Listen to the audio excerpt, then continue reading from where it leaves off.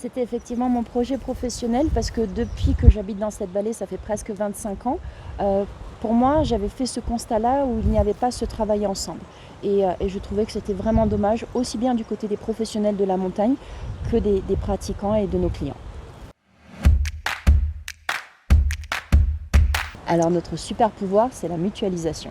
C'est le travail ensemble. Nous sommes tous des accompagnateurs en montagne, guides de haute montagne ou monitrices d'escalade, et nous avons décidé de monter cette structure sous forme d'un syndicat local pour justement mettre en commun nos compétences et nos moyens. Rien qu'au niveau des flyers, on utilise beaucoup moins de papier, il y a moins d'impression. On mutualise aussi l'utilisation d'un site internet et puis des véhicules lorsqu'on se déplace. En fait, finalement, tous les frais qui sont inhérents à une seule personne suffit pour pouvoir encadrer une équipe. Et nous, on est 8, par exemple. Chacun apporte une compétence différente. Au niveau des accompagnateurs, bien sûr, nous avons ce socle commun de connaissance de la montagne, d'éducateurs à l'environnement et bien sûr de sécurité.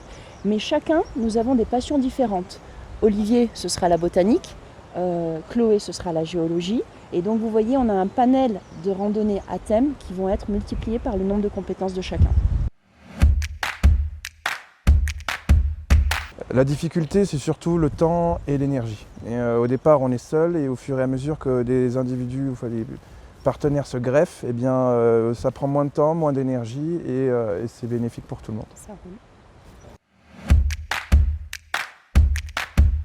Et si nous avions un conseil à vous donner, c'est de franchement ne pas hésiter à vous regrouper au niveau professionnel, quel qu'il soit, que ce soit de la montagne, peut-être même dans d'autres activités, pour justement se travailler ensemble. C'est vrai que ça fait un peu bateau, mais la phrase de « tout seul on va plus vite, ensemble on va plus loin », effectivement elle prend tout son sens.